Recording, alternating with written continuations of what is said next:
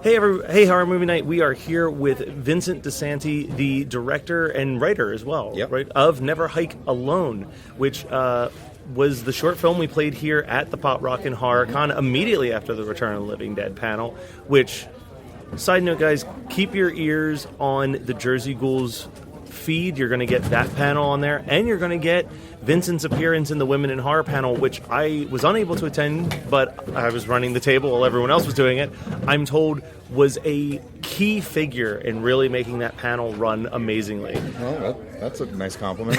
So, now that I've got all the compliments out of the way, your movie's crap. No. Thank you. Well, yeah, I knew that. I already knew that. No. So tell us, how did you come around to doing something like Never Hike Alone? I've always been a Friday the 13th fan, and my dream when I was a kid was to work on a Friday the 13th movie. I moved to LA with the hope that one day that I would be able to do that. You know, I moved out right before the 2009 film was going to get made. I applied at Bay Films. I didn't get in. Yeah. So I ended up working in commercials for a while, and then I got into feature animation. And as my career started to go on, and my dream of working in a Friday the 13th film, as they weren't making, like the films kept stalling and there was no place to go, I just felt that dream slowly sliding away. And so one day I was like, well, maybe I can get my kick some other way. Like, maybe I'll build a costume. So I started building my own cosplay and doing that type of stuff. And then I once I got the cosplay up and running, I was like, ooh, it'd be fun to do a short. Yeah. And then so I started doing that, and I tried to make one, and it was really bad. And I realized I was like, I can't do it like with no equipment and none of these things. Like, I need to actually like go find other people in this town that can help me make it. And eventually I started doing more live action shows. I was still working in animation full time, but on the weekends I was working small indie films and indie shorts and things like that. And I met people and I said, hey, I got this idea, and it was inspired by me actually hiking in the woods and finding these cabins that I was originally going to shoot it at. Yeah. And getting that vibe of Camp Crystal Lake and being like, how scary would it be if I was out here by myself and Jason just stepped out and started chasing me? Yeah. I was like, that's a scary thought. And I think that like anyone would have that thought, or anyone who's ever walked into a camp alone would probably have like some thought of Friday the 13th, of Jason somewhere and he's going to get me. Yeah. And that just turned into kind of the movie's plot, and we kind of built it from there. And what started as literally a 5-minute short turned into a 54-minute feature. So, and here's the thing with that, like, I can't think of another time where I saw a fan-made short kind of have the life that this movie has had. Like, what was it like to suddenly see that, like, usually someone shares that short and it has a life of, like, maybe a week. Yeah. And then it just kind of fades into obscurity. But this just keeps coming up time and time and time again. What do you think is making it do that? It's the fans. And I think like it's the best compliment in the world because it's all word of mouth. Yeah. There's no big industry behind this thing. It's not that I'm not dumping money into Facebook ads and no, it's like just making people, it big. I mean, I have. It is as grassroots as grassroots. Yeah, and really so big. and that's word of mouth is always the one thing that even for the big films, and that's what killed 2009 was the word of mouth. Yeah. Word of mouth stopped that film from making $150-200 million. Yeah. It stopped it where it stopped because people weren't happy with it. And Hollywood still doesn't understand that about the fans. They don't understand how the fans killed Catwoman. They don't understand, like you know what I mean? Like, if you've got a fan base like the horror fans or like the comic book fans, like, we are the few people, I think, that actually do vote with our money. Yeah.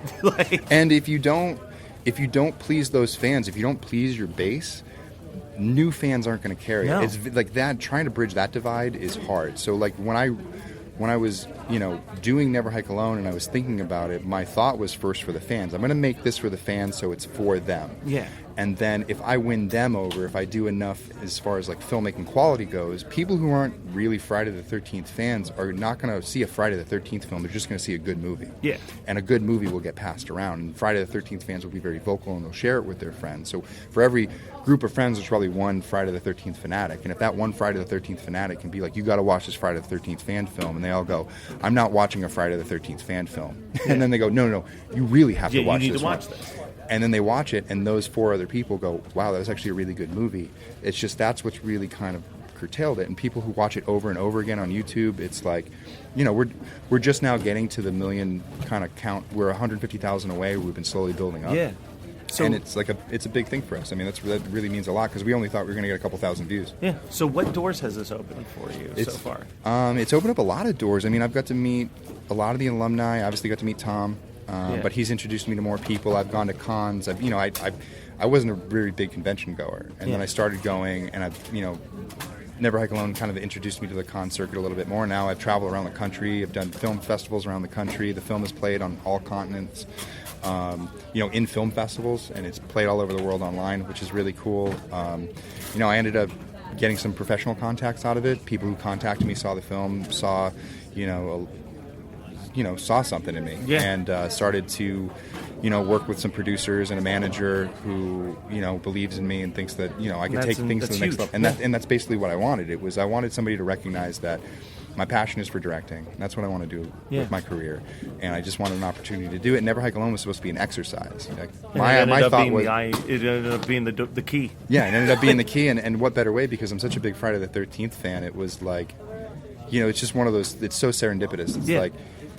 My love for the franchise came out in the film, and so did my talent for filmmaking, and the two just merged, and it made the film. And so now it's allowed me to step into original content and get a name for myself. And so now I've been attached to direct a film called The Kindness of Strangers.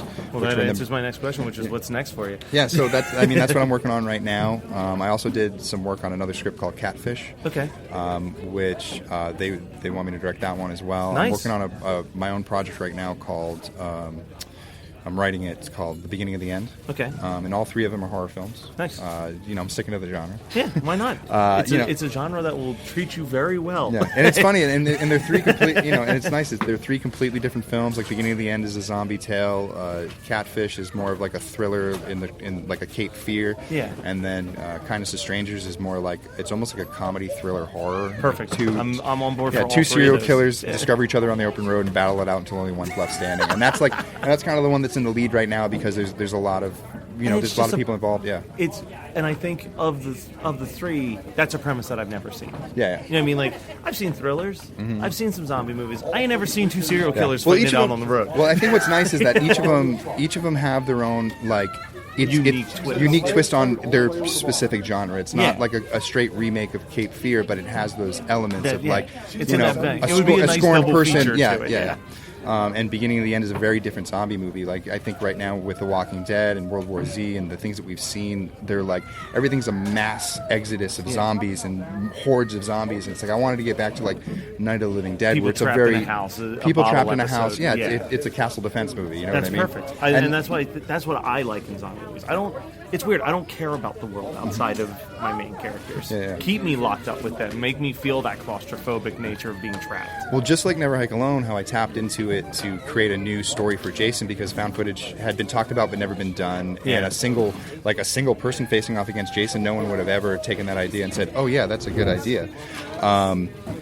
And I took it and I turned it into something else. So with like Beginning of the End, I kind of I started tapping back into what are the other movies that inspired me? And Night of the Living Dead was one that scared the shit out of me as a kid. And I remember after I watched that movie, I would walk around my house counting the pieces of wood that we had so we could board up the windows in case we and how much glass we had and prep work like that is essential. I still kind of do it to this day. Like every building I go into, I see how zombie proof it is, and the more zombie proof a building is, I'm kind of like, yeah, good job, like you guys are ready. So where can people go to make sure that they know when the next project is ready to be seen? They want to go to our Facebook, which is Womp Stomp Films, WOMPSTOMP Films. Okay. WompStompFilms.com. We're on Instagram, Twitter. They can follow me personally at Vincent DiSanti. And we do have more Never Hike Alone stuff coming. Cool. Yeah, people have been asking for a sequel, and we've developed it. There's a lot of fan films coming out right now. One of them that I'm involved with is called Jason Rising. Nice. They're crowdfunding right now. That one's I'm really excited about as a fan. And I kind of came on later on to help James Sweet, Carl, and Fred, the guys who were making it, just as like a consultant. But I've now become an EP. I'm helping write the script. So there's a lot of really cool things with that. But I after Never Hike Alone, people wanted to see more, so we're gonna do a sequel. We're gonna give them a lot, and Tom's involved, and I have more alumni, so it's gonna be really exciting. Nice. Well, thank you so much for joining us, and based on some conversations that may have happened, you might be on another episode of Horror Movie Night in the future. I'd love to. We'll see what happens. Maybe some puppets will come to life and fight some aliens, and we'll talk about it. Yes. Sounds like my kind of party. You're listening to the Geekscape Network.